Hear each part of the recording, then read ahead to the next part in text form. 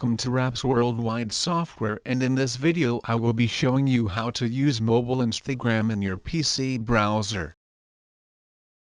Firstly, you need to go to your browser and log into your Instagram account. Now you can see that my Instagram is showing the desktop version, so now follow me to switch it to mobile version. And please note that this method can also be applied to Facebook if you want to use your Facebook with the same layout you use in your phone.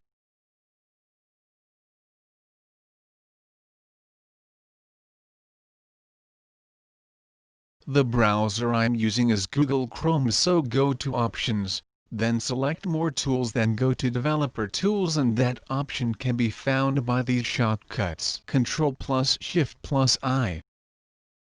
Then you select Toggle Device Toolbar icon, or simple press Ctrl+Shift+M in your keyboard, then refresh the page. Then your Instagram, Facebook, or even Twitter will look the same as it is in your smartphone. The good thing about Instagram is that you can even upload a photo or video, and that is something you cannot do with computer layout. And now you finally have your Instagram mobile in your PC, and please go follow my Instagram page. It is RapzWorldWide software. I will also leave my IG link in the description below.